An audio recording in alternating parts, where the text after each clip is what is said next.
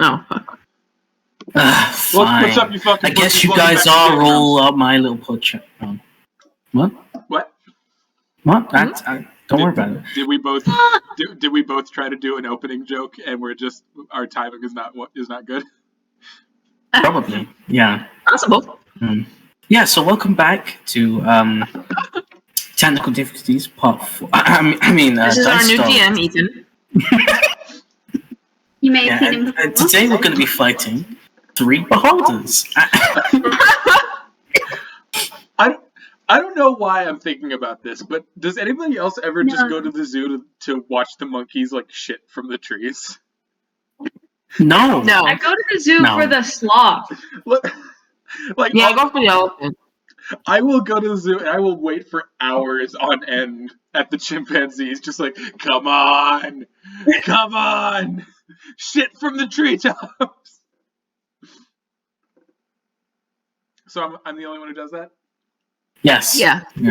It must be the beaver in you. Must be. What does that mean, Ethan? Animal instincts. Yeah. Mm-hmm.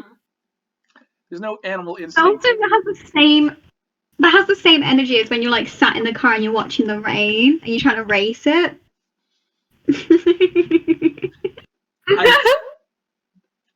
Sure. Also, where did M go? She went to go pee. We just Okay. started. Oh my god. I do the countdown for a reason. I'm like, okay, are you guys ready? 1, 2, 3. Specifically, she said, "BRB, I'm shitting myself." Oh, that's so funny. Both Sophie and M are just like, oh, the game's starting? Great. You to go pee. I just took the opportunity. You could say that the opportunity knocked. It didn't, though. It exclusively, specifically didn't. The door was locked, and none of us have thieves' tools. Yeah, none of us have these tools. So, while we're waiting for M to get back from what M Except me, I do actually have thieves' tools. Oh, good. I've just never used So them. you could have picked the lock into the threaded needle instead of me having to break down a window with my staff and then cut myself on the glass trying to get in. You could have tried to convince Gesh to come with you, so, that's on you. All I would have to do is look at Gesh and go, please. And he'd be like, yes, absolutely. I'm coming with you. I will follow you to the end of the earth. Dhuur'in is just like really shitty Splinter Cell. like he's got the glowing green eyes, but like when you hear him moving, you can hear him moving around in the dark. Like I'm imagining 2 guards are just on patrol and they hear in the background just like, oh shit, oh, ah. It's cursing in Undercommon. In any case, I don't know how long it's going to be until Emma's back. So I will just set the scene for now because Ozla has something to do today. So after hey, there we go. Look at that. Yeah, welcome back. I was just about to start describing the scene, Em. Well, for a minute. Yeah. Sorry. Welcome. It's okay. Let's go. It's okay. I often have to shit my guts out too sometimes. I have irritable bowel syndrome, so sometimes my stomach just gets really sick. That reminds me, before we get started, I'm sorry, but I sat down... I've never heard... Okay, first of all, I've never seen anyone so excited to hear about IBS. Continue. No, hang on here. I have a story. I sat down on the toilet yesterday, because, like, my stomach was a little growly, so I thought it was just going to be a little bit, but, like, I won't describe it in detail, but I had to, like, grip the rim, because I thought I was going to achieve escape velocity. I was just like, like I actually, but disappear again, you know why? Like I had my phone and I actually dropped it because I sat down and I was like, okay, here, whoa.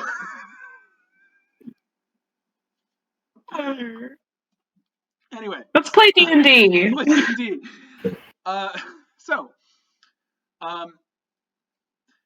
After now that Nilo is officially a member of the first four-legged member of the ship. Well, second four-legged member. I was going to say, Prince right there. I'll say that you guys have kind of bunkered down for the night, and Borga. Did I go back and pick up my weapons? I'm sorry. Did I go back and pick up my weapons? I'll say that. I'll say, yeah, Fenkin, you got time to go back and grab your stuff. Thankfully, all of it was still there, you know. But I will say that you guys are getting ready to head to bed for the night, and Borga has offered to take first watch, even though you're on private property. You know, it's usually best to have that ready. And he's especially confident since the lights in the house have gone out, which means Mr. and Mrs. Littlebottom? Freebottom. Well, Freebottom. Freebottom. Free bottom. Three buttons. Really says something about me as a DM that my players remember my NPCs better than I do. But especially since the lights at the farmhouse have gone out, which means they won't be coming to check on them anytime soon. So he's taken off his hat and he's tending to the fire, kind of like just kind of like finishing up with the iron pot, maybe putting on something else to eat for whoever else has next watch. Meanwhile, inside the tent, everybody has kind of like laid down for the night. Fenkin, unfortunately for you, you know how cats will curl up on your chest when you go to sleep? Oh no! Oh no! When you lie down in your hammock, you get in your hammock, and Nilo kind of like sits next to you before reaching up and also getting up, and before you can be like, no, wait, no, he gets all the way into the hammock on top of you, kind of like loafed out, and the hammock, you can feel your butt touching the ground because the hammock sags down from the weight. It didn't break. What? The hammock didn't break. Make a strength check for the hammock. Yeah, strength check for that. Apparently not. Yeah, it's sagging so much that your butt is touching the floor. Yeah. But it didn't break. This is a huge cat. Oh, yeah. How large did you say the cat is, Connor? Medium-sized. Yeah, but like you said, it was twice the size of a regular cat. Yeah, twice. Yeah, so anybody who looks over at the hammock, you'll see like flailing Fenkin arms under Nilo. And unfortunately for Fenkin, Nilo is very quickly going to sleep. Doesn't have to sleep alone anymore. Aww.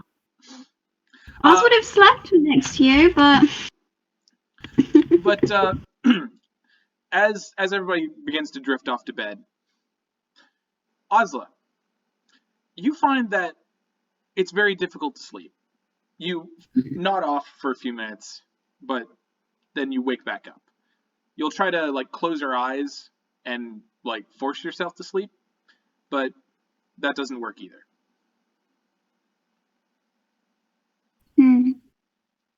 I think I'm gonna go take a walk then. All right. So you're getting out of bed then? Mm-hmm. So as you get up from your bedroll and you're kind of like webbing of blankets, Princess is there with you as well, and he kind of like noses out of the blankets, seeing that you're kind of getting your hammer onto your belt and all that. So he's following along with his little raccoon feet. And eventually you make your way out of the tent, kind of stepping over everybody else who's asleep. But when you make your way out of the tent, you find Borga sitting at the fire, kind of like poking at it with a stick. His pack is off, and he's still in his like very heavy leathers. But he's taken his gloves off, and you can see that they're covered in like calluses, and there seem to be several burn scars along the fingers and like the top of the hand. But as the tent flap opens up, he peers up from the fire and says, "Oh, Miss Highhill, it's I think it's Fenkin's turn to watch next, but it's a bit early." She sort of like she rubs her eyes, even though she's not too tired, and she sort of looks back to back into the tent, and you can see Fenkin's arm just poking out from underneath just dead. Underneath Nilo's body. Just a dead limp.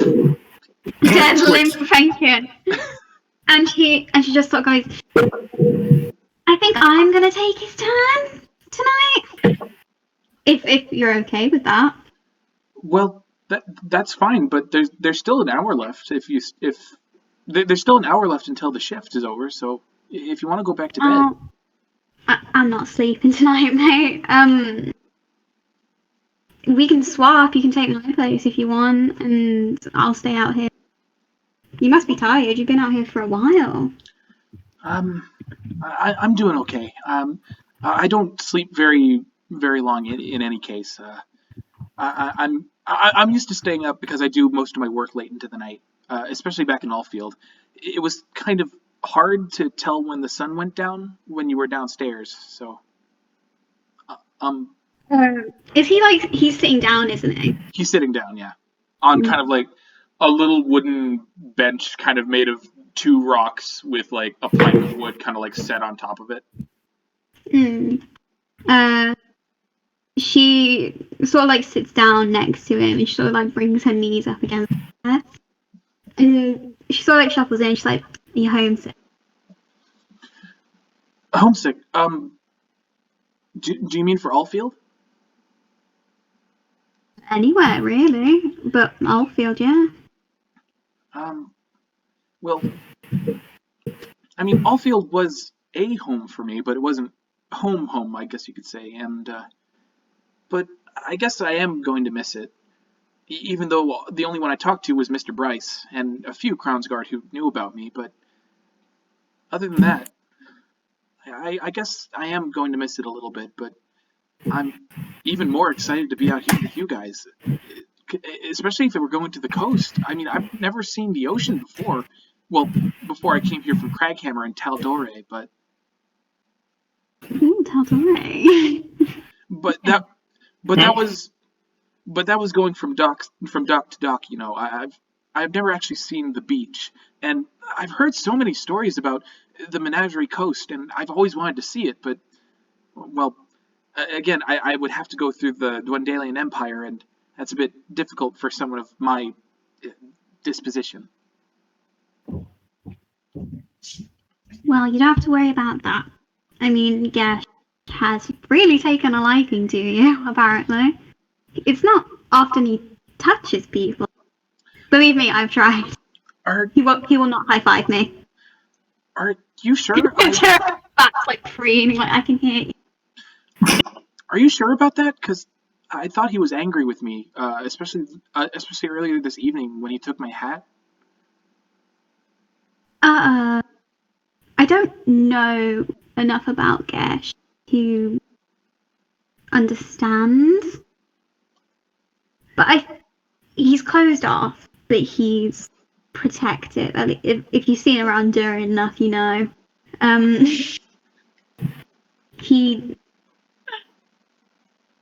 I don't know what's gone on with him, but I don't think he wants you to. Which, you know, you fucking shouldn't. But if it's going to keep you safe, do save your life at the end. Yeah, that's why my mentor over at Craghammer gave me this hat, you know, to keep me safe. He did a bit of traveling beforehand before I left, so he knew what was up in Wildemont. So when I told him I was going,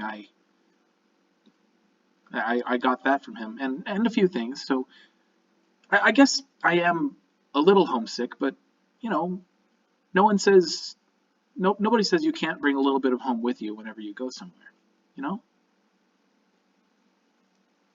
I know that feeling, yeah. Yeah. Why? Can I ask? Why did you leave your? Is it master? What was his? Did you say his name? I didn't. Oh shit! Where's my notes? Hang on. name up on the spot. His name was Galador Brasshammer, and he was a forge master in Craghammer. You know where Craghammer is, right? In tal'dorei? I've been on the sea for 30 years. The only bit about tal'dorei I know is Fenkin, and he doesn't talk about tal'dorei. Well, I don't know much about everywhere else in tal'dorei, but Craghammer was my home for the longest time. Mr. Brasshammer, he took me in when I was young, and he taught me everything I know about forging. He taught me everything I know about the Allhammer, and yeah, so I guess you could say I am a little homesick, but again, it's all worth it to see everything else. I'd rather go out and see everything and not be safe than stay at home all day, never get to experience anything, and feel safe. If that makes any sense, I mean. You're very brave. I don't think I can really share that. I never believe. This entire time, while you guys have been talking, by the way, Princess has been like staring at the iron pot on the fire, and every now and then he'll just.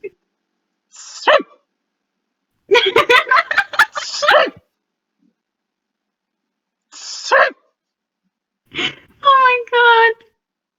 Oh, that's adorable. I love Prince. I think I was just going to sort of like move him just a little bit away each time he like goes to go. It's like no.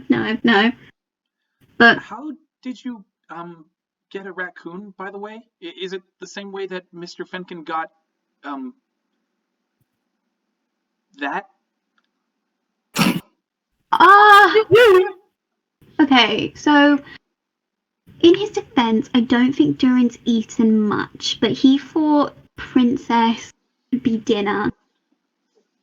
We were on a carriage ride and we didn't have any food, and Princess sort of like climbed up the side and just sort of like plopped in our laps. But it's fine, I saved him.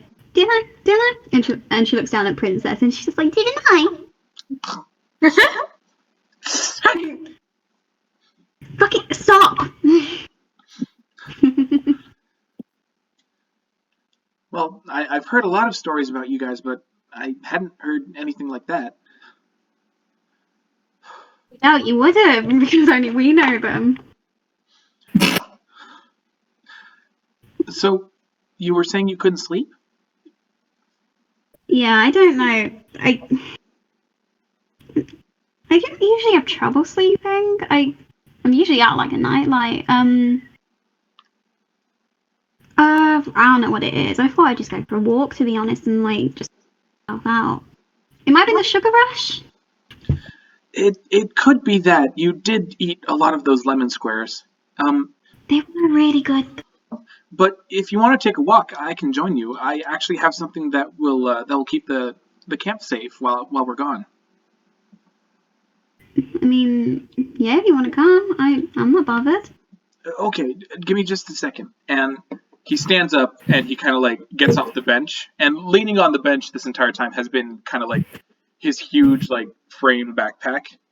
And he starts to rifle through that before eventually producing what appears to be a black box of some kind, about the size of like a soccer ball, right? And he carries it over to the fire and sets it down, and you watch as he like presses a switch on the side, and suddenly, shunk, 3 funnels come out from three of the different sides, and he pushes he pulls the box down on like the side that doesn't have any funnels on it onto the flat side, and he sets that down on the ground, and he steps back and he says, "All right, if anything that isn't you or I comes through here, this will set off this alarm will go off, and everybody in the tent will be alerted." I was just stood beside him, like in a little bit of amazement, because she hasn't really seen like work and stuff like that. So she just like sort of got her hands on her hips and she's like, "Fucking hell, you gotta teach me that. If I teach you to fish, will you teach me what? Will you at least tell me some of this? Because this is fucking incredible." I'd love to teach you, but unfortunately, I didn't make this. I got it from a friend, And unfortunately, this is going to be the last use before it breaks. Alright. Great. Don't worry about it then. Do you want to head off then? If you'll let me join you, okay. Yeah, come on then. And she starts to walk along the edge of the forest. No, she goes. She's allowed to go in. All right. So, as you guys kind of walk along, in the darkness, kind of looking like a pair of lost children, a goblin and a halfling, with a raccoon trailing behind. You guys get to talking and have short conversations every now and then, but mostly you're just kind of enjoying the nightlife. Until at some point, you guys look up, and Borgo kind of cocks his head and he says, "Ozla, it's still kind of early in the evening, right?" I guess so. I don't have a day watch or anything. Okay, then where did the stars go? What are you talking about? When you look up, Ozla, you see that the night sky has turned from kind of the black purple to a very deep dark gray without a single star in the sky. And as if on cue, far in the distance, there's a rumble of thunder. It looks like it's gonna rain. Actually, we could. Do you want to go back or? We should probably head back and get something over the horses and the fire. Don't want to scare those horses any more than they got scared. Suddenly, there's another clap of thunder, and this one's closer. Not super close, but it's very close. But it's But it's closer. She sort of puts her. She probably, when someone's trying to guide someone, they put their hand flat on their arm. She sort of does that to Borgub, and she tries to turn, and she's like, "All right, let's head back now then." Borgub reaches down and kind of gathers up Princess in his arms. Princess, who sags for a minute, is just kind of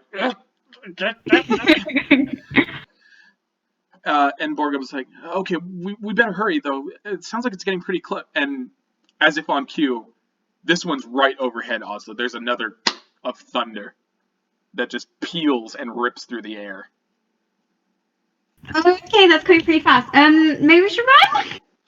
I think so too. And with that, you guys take off running across the tree line. She grabs his hand and pulls him along. What's that? She grabs his hand and pulls him along. Okay. So, as soon as you zoom along and grab Borgub, he's like, "Oh!" And he makes and he follows you, almost tripping over himself while still carrying Princess in his arm. You guys charge for the campsite, which isn't very far away. You didn't walk very far, but it's still a pretty good distance. But then there's a moment, Ozla, when the thunder peals again, and you hear Borgub yelp out behind you as he loses his footing and tumbles to the ground. Princess comes rolling out of his grip, and you're a good 5 feet away before you realize that he's fallen.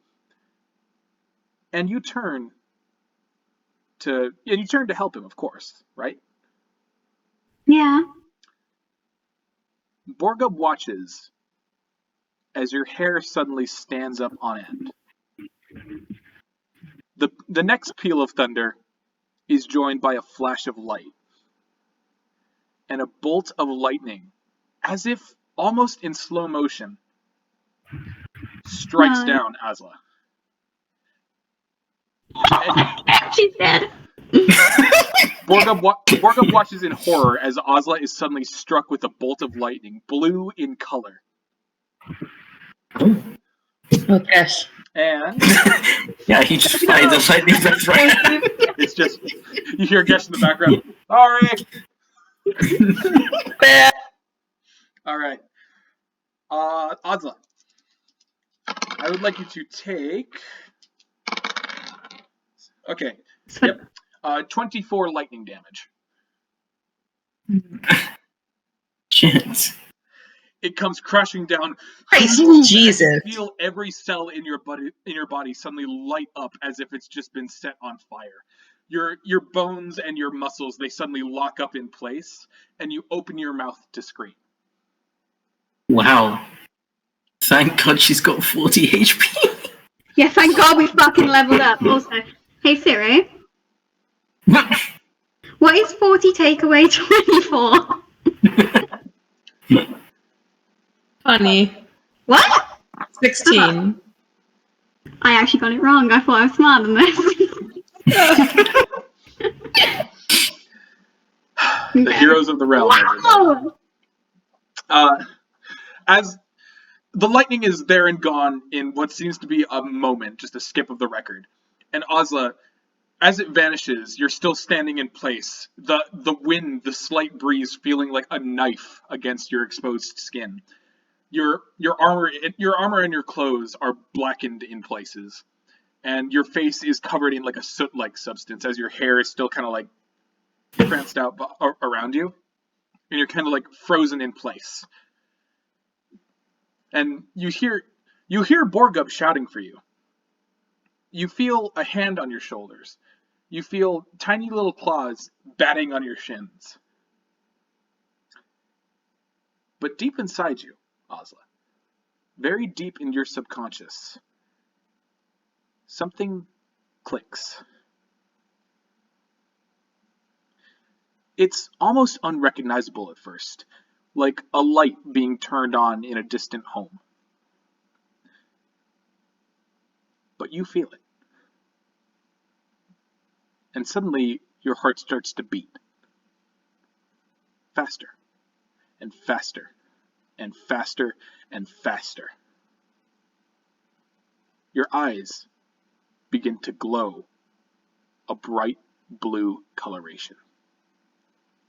And Borgub watches astounded and steps back a bit as small bolts of electricity start to play out across your shoulder and reaching down your arm. You should feel pain. You have been struck by lightning after all. Mm-hmm. But it feels like your heart is having a pizza party. It feels like every cell in your body has just been energized to the point of exploding. You feel like you can run 1,000 miles and then do it again.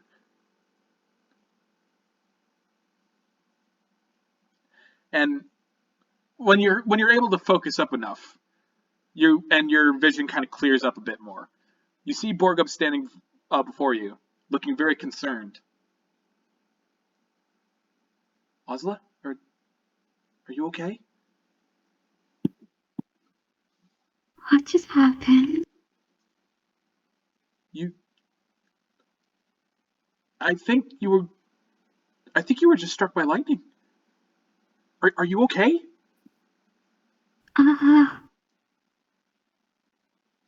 Yeah. This hasn't happened before.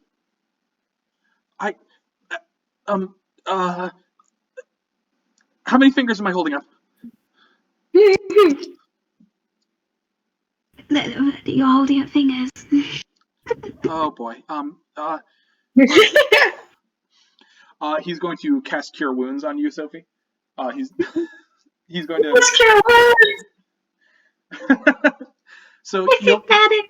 So he reaches forward and like places his hand on your shoulder, and you watch as his other hand curls into a fist and kind of like touches his chest, and there's a warm glow similar to Nox's kind of golden glow, but this one is orangish and red, kind of like the heat of a forge fire, and it feels much hotter against your skin as he casts the spell. And you heal.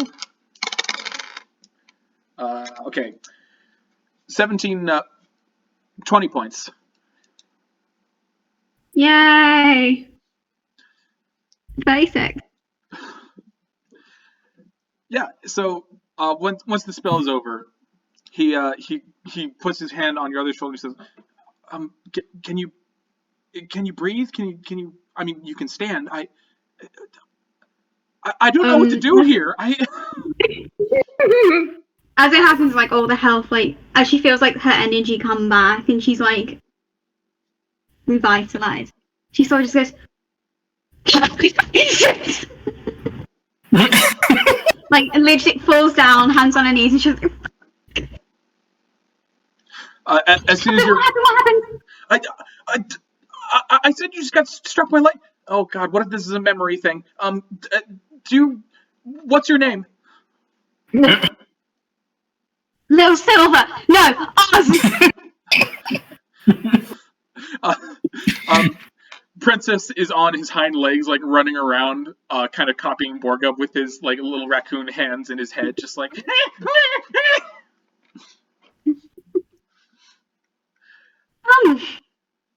I really need to run. I'm sorry? I need to run. I'm gonna go run. Yep. And she just zooms around him. Take off. All right. So Borga watches as you suddenly get up and like zoom across the field. And as you run faster and faster, Ozla, you feel the same sort of like adrenaline pulsing through your body as when you might be in combat, entering your rage, and you feel more and more lightning play across your body. And if you look behind you, you realize that the footsteps that you leave behind are like blackened craters burning into the grass. Nice. And so where and how long are you running? Where and how? I think she's just zooming around, and she's probably like running into the woods and then back out of the woods, into the woods, back out of the woods. The entire time, Borgub is holding Princess, just like.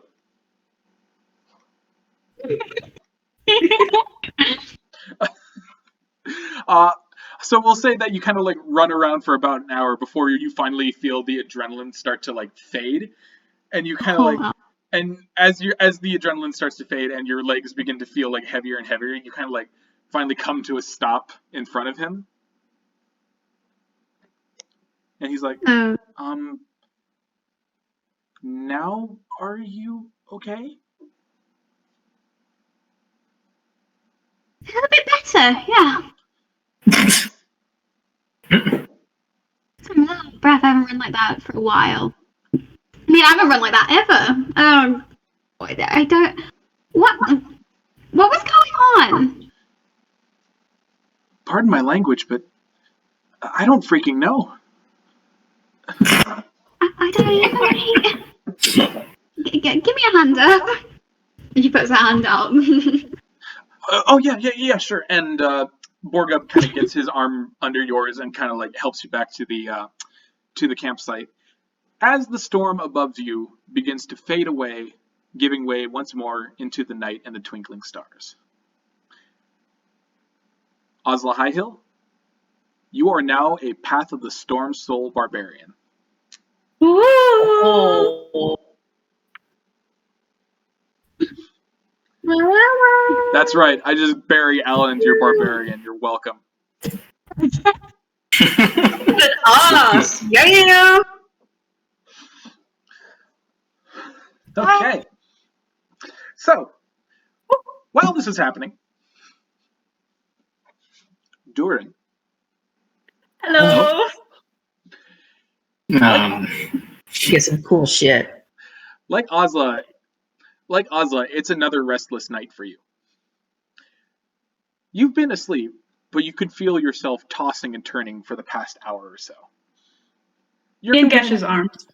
Your companions are used to this by now and are able finally to sleep through your nightly rantings and ravings and the occasional scream. You might be concerning the free bottoms a bit, but beyond that, That's fine. there is they're racist. Their opinion doesn't matter. Yeah, who gives a fuck what they think? Yeah. There is a moment, however, Dhuur'in, when you wake up in the middle of the night and you look around the tent. As you sit up, you feel fine. You know? You don't feel sick. You don't feel as though you've been tossing and turning for the past hour. You feel well rested. And as you peer around the darkened tent, you can see everybody there. Fenkin is asleep besides the new creature that he has brought into the fold. Gesh is also asleep, kind of propped up against something in the tent, head down, arms crossed. Nox and Ozla are in their bedrolls, and so is Borga. And all seems nice and quiet and tranquil. Until the screaming starts. Oh. Uh-oh. There it is. Nox is the first to awaken. You watch as she Hello?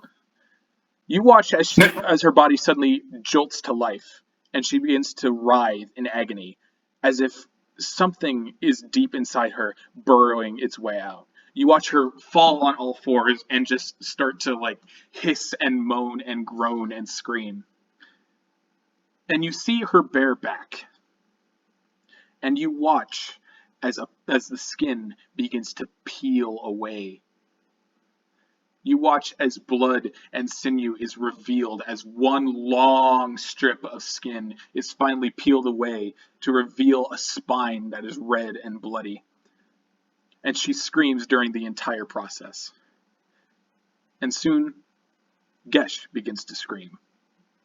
Ozla begins to scream. Nilo, Fenkin, Borgub, everybody in the tent is suddenly screaming and moving and writhing, clawing against themselves as their skin begins to slough off in strips of leather.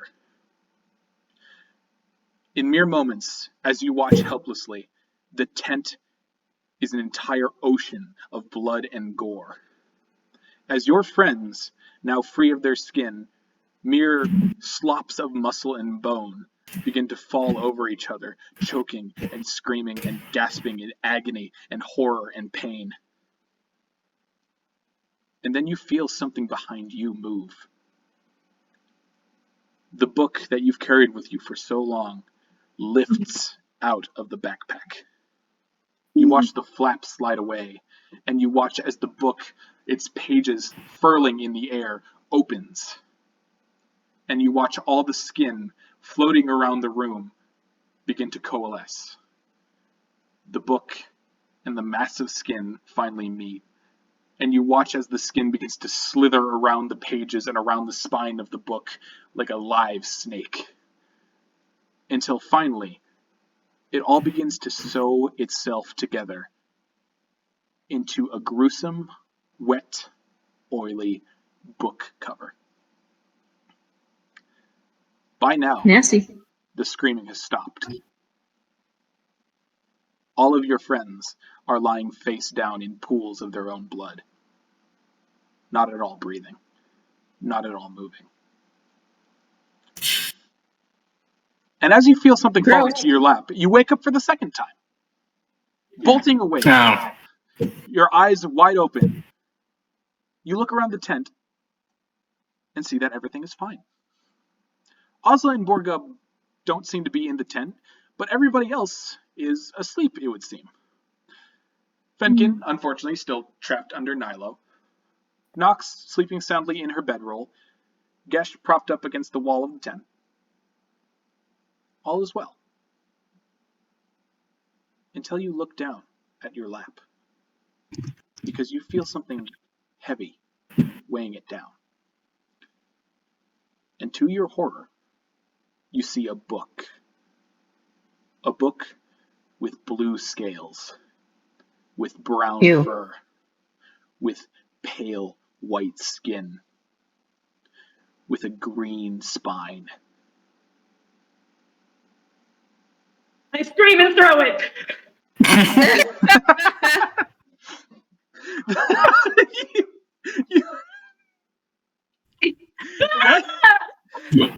As you hurl the book into the air, it sails up, stops, and spins as it comes back down onto your lap.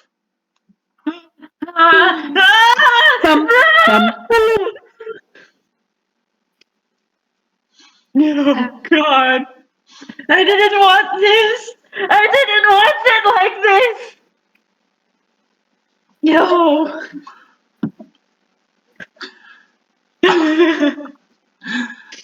All right. Good morning, buddy. Is this something you're screaming out loud, Dhuur'in, or? Yes. Okay. Yeah. Okay. Gesh, Nox, and Fenkin, I want you all to make perception checks. Okay. Does Oz hear us? He's outside the tent. Ozla and Borgub are currently outside the tent. You're running around like Barry Allen. You've been. Okay. This is happening, Dhuur'in. Sorry, Dhuur'in. Have fun with your nightmares. And your Jesus Christ, what is up with my rolls today? Are you getting? What is happening? Oh my God.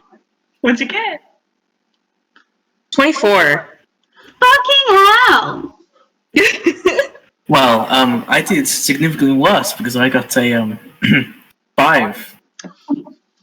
Well, What about you, Fenkin? It was a loud scream. 15. it wasn't that loud. Okay, Clearly. so everybody except Gesh, you awaken to just to screaming, raspy undercommon. What's up? Does Nyla also wake up? Nyla, He I was does. about to say that. Yeah, Nyla also wakes up. In fact, he there's a. Do panthers meow like cheetahs or? They go like, I don't think. They can make Yeah. noise. yeah. Okay, so yeah, fuck it. I'm the DM. What I say goes. You hear Yeah. as Nyla suddenly rolls over up out of the hammock, and the hammock again was like this on the ground. So it's like a slingshot as Fenkin is sent skyward and slams back down onto the floor. I'm trying to push the book. Scrolls up oh, what is going on? No. Fenkin and Nox, as you guys wake up, you look over to see Dhuur'in just fucking tears bubbling from his eyes as he tries to shove a book away from himself. A book with your skin on it. Book with fur. We see the skin of the book, the texture of the book. What? Do we see the texture of the book? It's a bit darker for you guys. You don't have Dhuur'in's extra improved dark vision. Where Nox might be only able to see 60 feet, Dhuur'in can see 120 feet, which is the biggest bullshit, by the way. But, I lived in the Underdark. yeah, and I'm the DM, and I have to deal with this shit. Do you know how hard it is to set up dungeons for a group of people who are essentially Batman? We've only been in one dungeon. How about I kick your ass, Ethan? Anyway. I'm not awake, so you can't kick my ass. So nah. Other than the glint of the scales that you might miss, it just looks like a book in the dark to you. That I don't want to touch. Is this another nightmare? Yes. Well, stop screaming and go back to sleep. Jeez, fucking. I can't. Nox has gotten out of bed, obviously, and she it's one thing to be awoken by Dhuur'in screaming. It's another thing to be awoken by Dhuur'in screaming and throwing a thing. So this is a different situation to her. So she gets up, she comes over, she did he actually throw the book? Where is the book? I tossed it, but it came back to me. Yeah. Okay, so it's I've got it on the ground, and I'm pushing it away with my foot. She's just trying to get it away. She comes over and sees this, and she crouches by it, and she just she doesn't take the book, but she puts her paw on it as if to hold it. Her hand flinches away, and she says, "Why? It is made of you." Are you okay? I just think you'd be so straightforward. She looks down at it, I assume that she can very clearly see that there is fur on it, and also scales. Scales and skin. And also skin. Yeah, are you touching it right now, by the way, Nux? She... I'm gonna say she was about to touch it, and then Dhuur'in yelled at her, so she pulled her hand away. But her hand got, like, very close to it. Alright. Yeah, but she looks at it. There's like a moment of kind of dawning horror as she realizes what she's looking at. And then she looks back up at Dhuur'in. She still has her hand like up from where it recoiled away from the book. And she says, "Where did this come from?" I don't know. The things from my dreams are becoming real. I saw it. I see. You hurt all the time, but it was made for me. Out of Sorry, I didn't mean to interrupt you. I'm done. She looks at it, looks at him. She kind of looks down at herself for a brief second, and then she like holds out her arms, kind of wrists up to show him, and she says, "I am not hurt, clearly." I get up and I start checking her body for skin patches. Missing skin. Like seriously, I like take her arm and inspect it, and I like go around behind her. Look at her tail, like there's no fur missing. This entire I go over to Fenkin and I start touching him. Hey, stop! Get your filthy hands off me, Jesus! You wounded anywhere? I want Fenkin to go over to Gesh and kick him. Wait, Get up! Get up! Get up! He's freaking out. Go comfort him or something. So I should still make a roll to see if he does wake up. So Gesh, you feel you're having a lovely sleep. In fact, you were dreaming about like meditating on a mountaintop. It was very serene. You had in your hand like a cup of tea that had like a little flower floating in it, and then suddenly there's like a sharp pain in your side as an elven boot just like kicks your side. Get up! He needs you. I go over to Gesh and I start pulling at his robes, trying to see underneath them.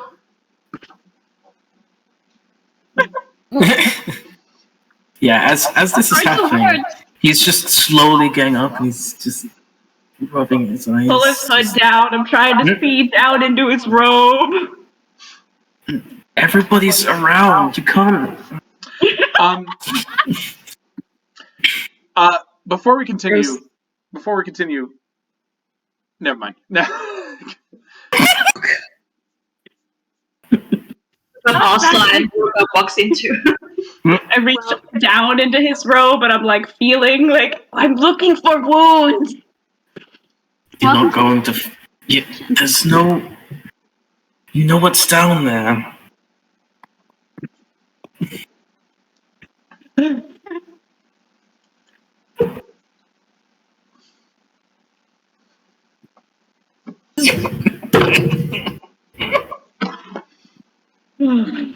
Oh God. Eventually, he calms down a little bit. It's news to Fenkin. Fenkin is not very perceptive to things like this. So he's just like. Can I just say Yin and Yang did it again? They both went off camera. Yeah. As soon as you say that, Gesh, Nilo's paw comes up to his mouth like, and he looks up at Fenkin like. Fenkin returns the look. Wait, like. Nilo can understand just regular common. What? Shut up. Okay. Princess can. No, but we know Princess is like some eldritch god being. We don't know about. Who Mildred's gone. Once I'm satisfied that nobody's skin has fallen off, I turn and I look at this book. I breathe. And I bend. And I pick it up. This is the coldest thing you have ever held. It's like holding a block of ice. Oh. And I open it. Inside, in a language you have never seen before, there are arcane symbols written in a deep red ink. They almost hurt to look at. It feels like somebody is jamming a pin into each eye as you try to read each letter. But you can understand each and every word. And each and every word is too terrible. Too terrible to speak aloud. You feel like if you start reading this aloud, something terrible will happen. You flip through the pages, more signs, more sigils, more geometric shapes that should not be possible. Diagrams of horror. Please add the Book of Shadows to your inventory. Now, as soon as this happens, the tent flap opens, and two small figures kind of make their way through. And you instantly recognize Borgum, holding what looks like a charred version of Ozla. And Borgum says, "Everybody up! I need." Oh, is everything okay? Fenkin turns to Ozla and is like, "What happened?" And he rushes up to her and like crouches down in front of her with like his hands hovering above her as he inspects her body. Like, what happened? I think it was the sugar rush. She was struck by lightning. Lightning? And you're I alive? go over to Borgub and I like hold the green spine of the book up to his arm and then just kind of step back.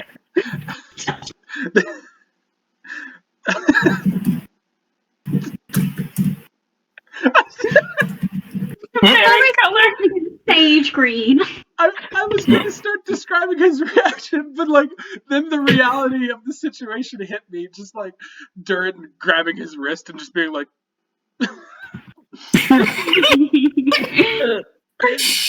Borgum's about to answer you, Fenkin, before he's.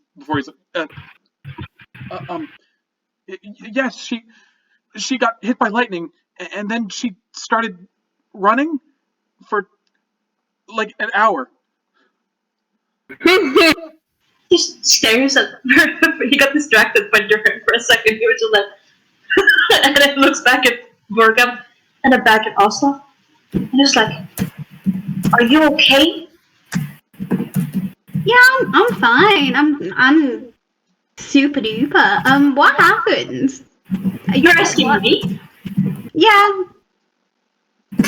Yeah. I already checked her for burns, and it's just suit and stuff. It's almost like she wasn't hit by anything at all, but there's no burns, He did very marks. well. He did very well. God bless your She's been hit sturdiness. by lightning before. She'll be fine. He whips around and glares at Gesh. Like, She's sort of- You'd be fine too. I didn't tell you that. that Fenkin like visibly relaxes when he sees that she's not like injured severely. He's just like, "Alright, well, I know you're sturdy, but okay. Never mind." And he just turns to point at Dhuur'in and is like, "He had another episode."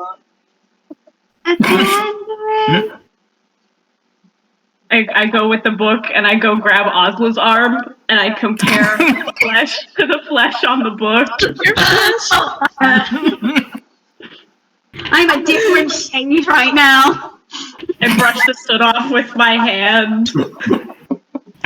Can I say when he goes to grab her arm, she like grabs his hand and she's like, what happened? What happened?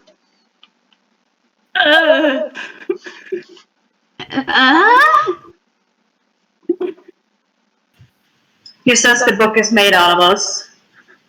I saw your skin peel from your muscle. You did. Okay. Well, It's here. It's no. I'm fine. I got struck by lightning, but I'm fine. I wasn't here. I'm okay. Were. I saw you. Maybe you had another nightmare. And she sort of like starts to curl her fingers around. Right. She wants to hold his hand. She wants to help him, but he's just there like. Fenkin is like, there's no way that could ever. And then he walks up to compare his skin tone to the tone of the book, and he's like, Yeah, there's a patch of pale skin, Fenkin, that matches yours perfectly. He's like, And he's that's like, my freckle. what the fuck? And then he like whips around and he starts like pulling his ropes off and like stripping himself. See, What I was looking for. he starts stripping and he's like,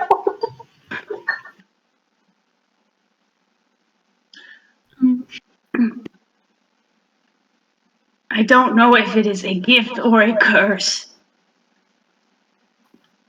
hey, my skin's not that bad. That's not what I'm talking about. And then I huck the book. So, whereabouts are you throwing the book?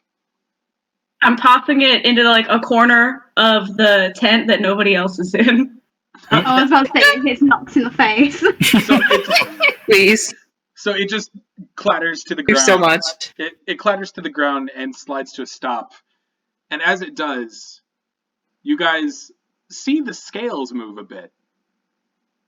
Oh, nasty. And they shift. And a draconic eye blinks. Identical to Gesh's. Oh, gross.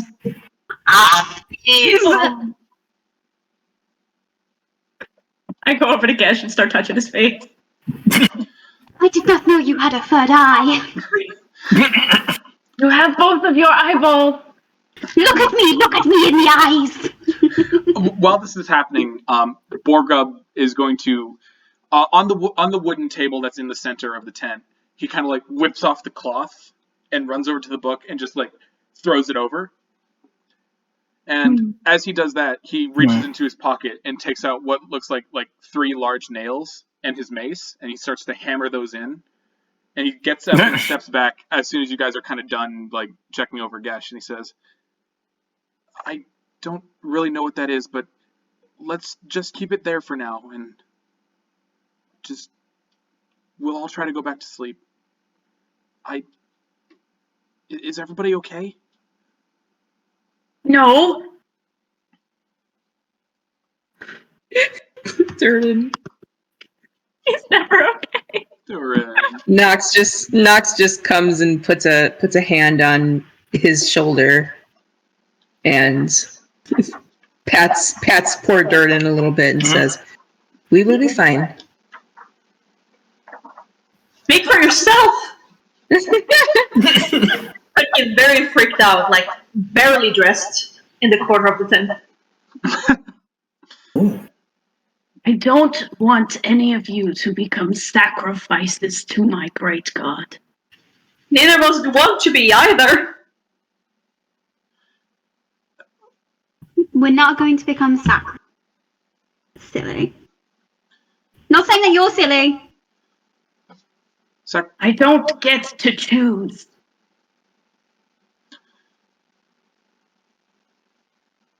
What? Everybody's just like, "Oh, well, shit."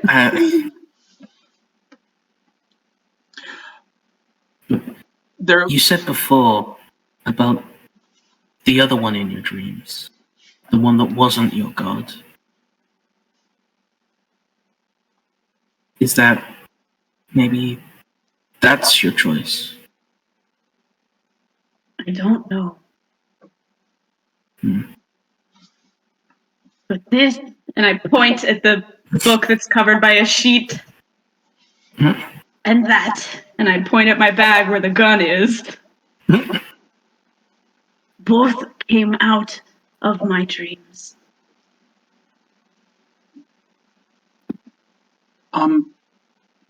May I say something? Yes? It's been a long day, and it's been a very strange night. So I think it's best right now to take things one step at a time. And I think the best first step for us is just to get some rest.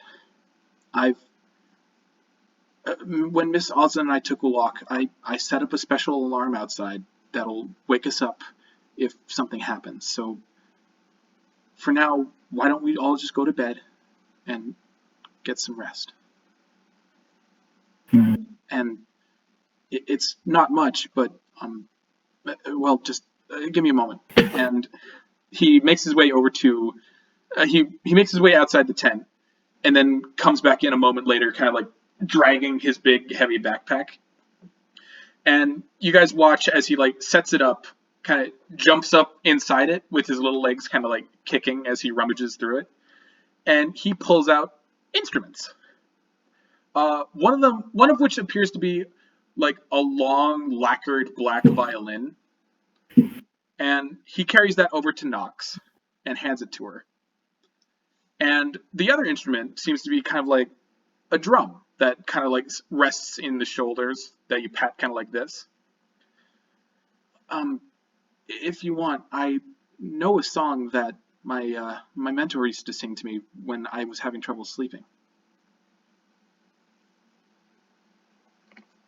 She kind of gives him a look, with her eyebrows a little raised, and then she nods slowly and says, "Go on." All right. So once everybody kind of like settles back down and sits down on something, Borgub will kind of get up onto the table and sit down there with his drum, and kind of nodding at Nox as if like he understands that she'll know when to jump in. He begins to like slowly finger drum on the skin on the taut skin of the drum. And before long, he begins to sing very low and very softly. When the hammer falls and it sounds through the halls, when the hammer falls, freeing treasures from the walls, when the hammer strikes and the kingdom comes to life, when the hammer pounds like the thunder underground, when the hammer falls, when the hammer falls. And as the lyrics continue on, and as the drumming begins slowly, Nox, can you make a performance check for me? Sure. Fuck it up. I'm proficient in performance now. You are. Finally. Finally, for a buff.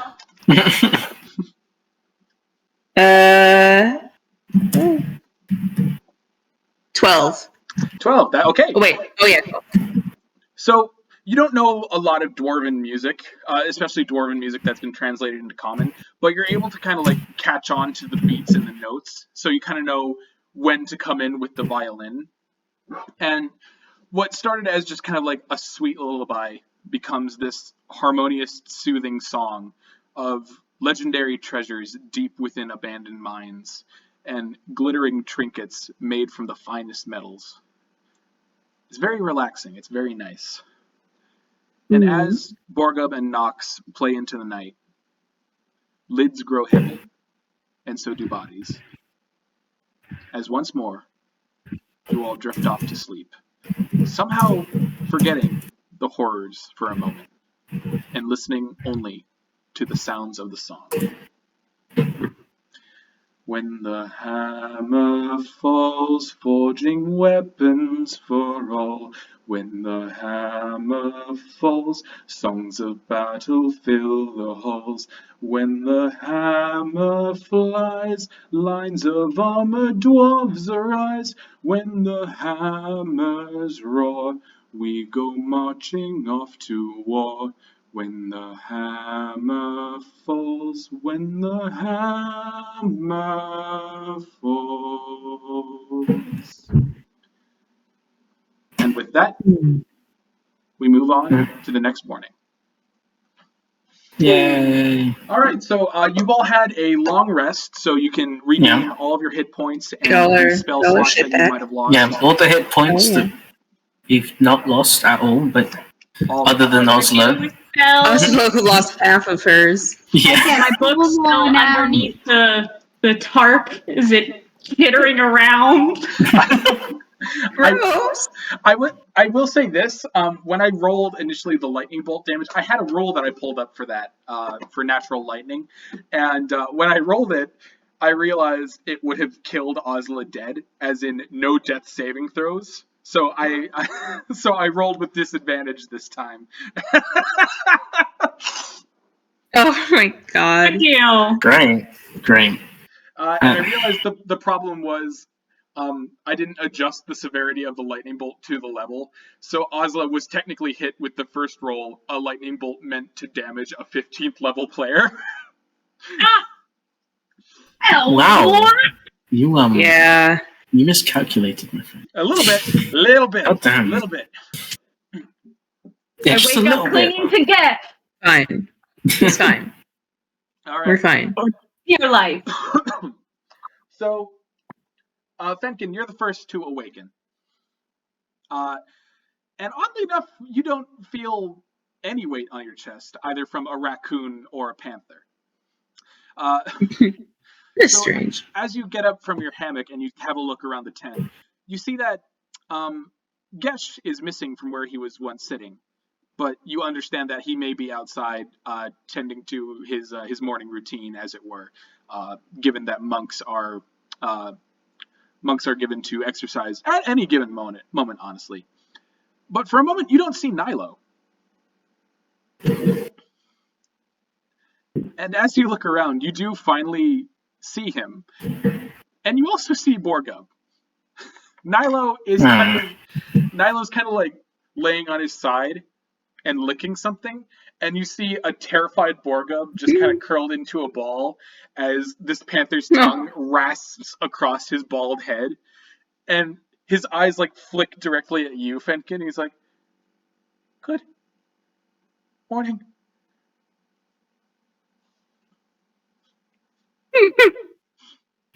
He just kind of sits up and he sees this. And he chokes down his own laughter. He's like, and then he gets up and he just like crouches down in front of him. And he's just like, "Aw, look, he likes you." Please don't let him eat me. He's not gonna eat you, he's grooming you, right, Lila?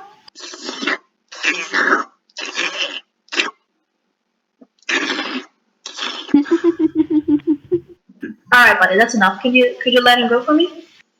And Borgub tumbles out of his grip and like scampers away, gets up and like gets behind you, poking around your knee, just like What are you scaring the little one for?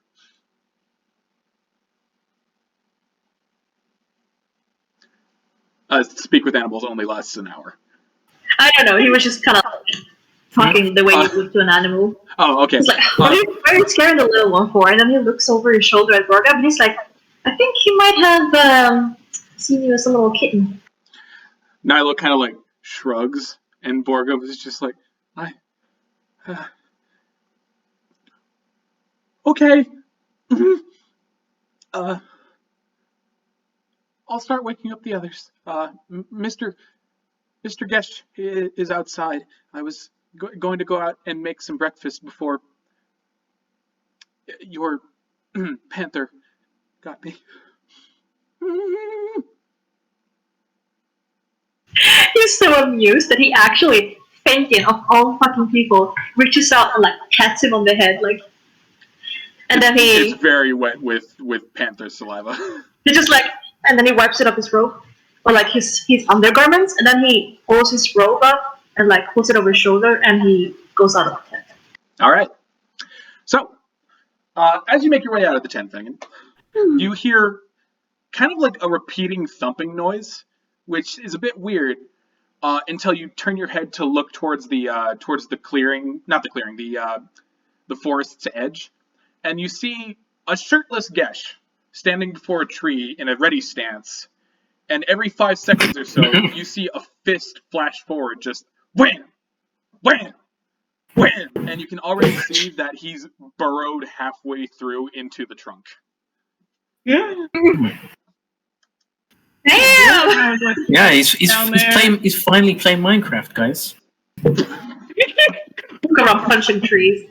Fenkin looks over, and he's actually, funnily enough, very offended. He marches over to Gesh, and he puts his hands on his hips and is like, "Hey! What did that tree ever do to you?" What did that donkey ever do to you? I wasn't the one who heard it. You punched in a tree for no goddamn reason. You're the one that brought the panther around. That has no correlation. It does. It very much does. Why? Tell me why. Fighting! You brought the panther along, and it murdered that donkey for no reason. Oh, so you're yes. upset. Maybe I am. So you're taking that out for free. Oh, no. Because you know that would be very immature of you. Disappointed tone. Immature. You want to talk about immature, do you? I'm not the one that jumps every time blood splatters anywhere near you. I'm not the one that needs saving from things they could fight by themselves. Alright, so as you're saying this, Gesh, as the blood is boiling and rising in your body, as your breathing changes, you feel a sort of metallic taste in your mouth, similar as to when you're charging up your lightning. And Fenkin, as you watch, something very strange happens. While Gesh is yelling at you, from behind, you see what appears to be a pair of arms suddenly just over his shoulder like that. Blue phantasmal arms wreathed in silent lightning that hover over Gesh's shoulders. They flex and bend symmetrically, flexing fingers and moving an arm and an elbow all the way up to the shoulder. He was in the middle of retaliating, like.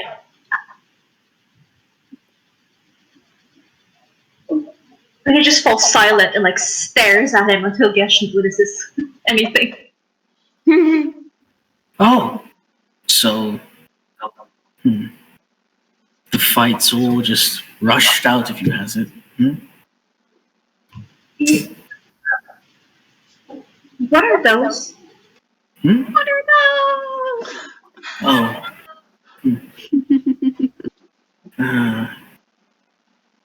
I'm sure the monks at Iman would tell me that it's just one more part of myself, my true self.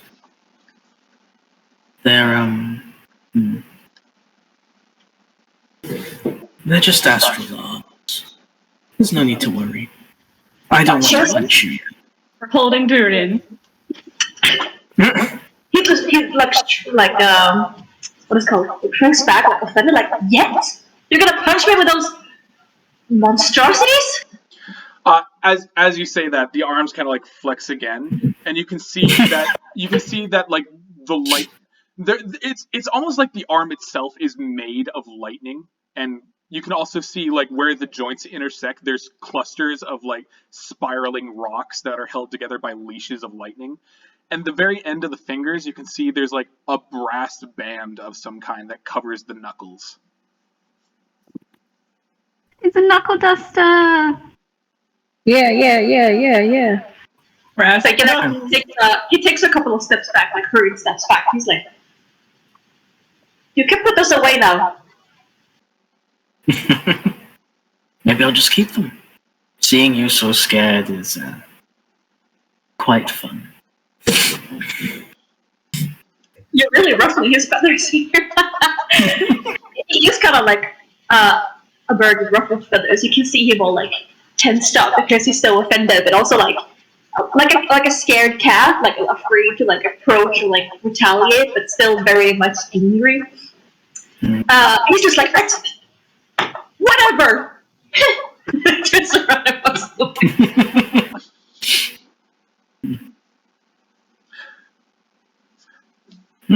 So, Gesh, you watch as this gay little twink runs away from you. You watch as this twink does a gay little run away from you. Wow. Okay. Little run away from you. Trots away. It's not like I like you or anything, but baka.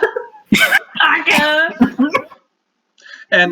Very good. And now that and now that the conversation has come to kind of an end, and you feel you feel like your adrenaline begin to normalize, the arms kind of like do this in front of you,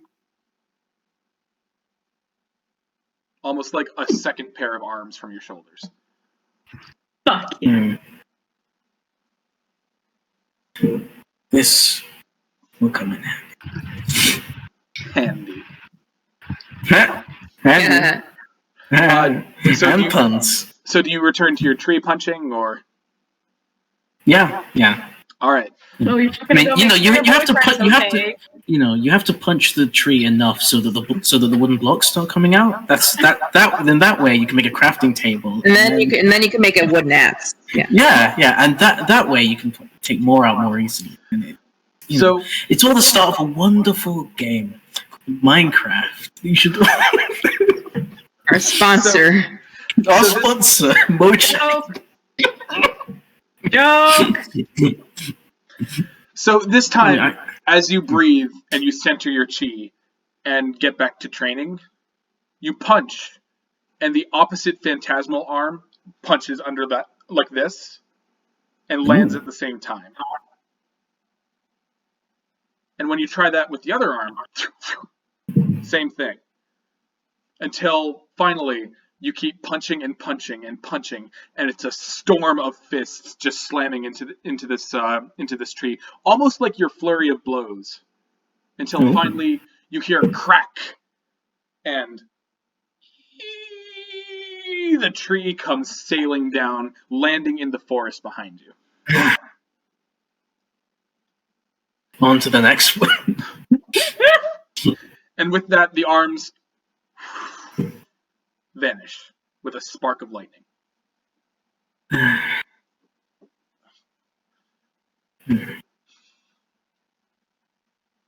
That's so cool. And for those of you who don't know, this is an indicator of Gesh becoming a astral soul monk. Astral self monk. Ooh.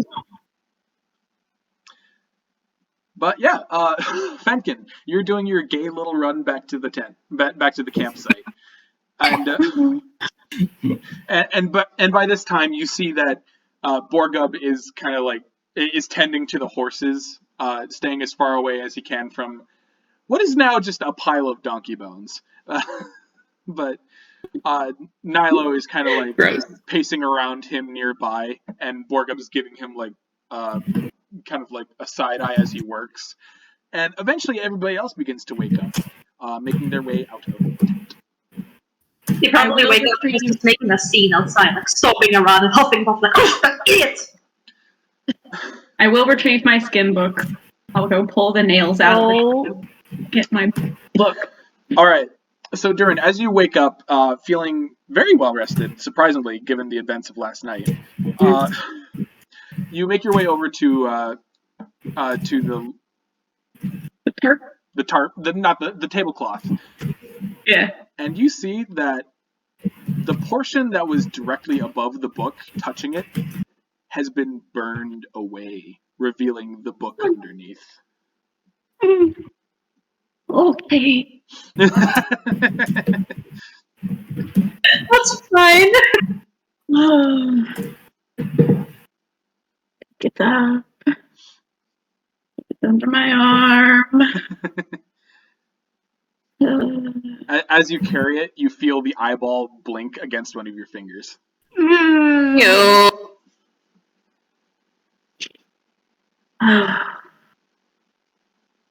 I will get used to this. No, you won't, my little rabbit, a voice says in your head. Yeah. Oh, fuck. And with that, we're going to leave off today's episode. What? What? What? Yeah.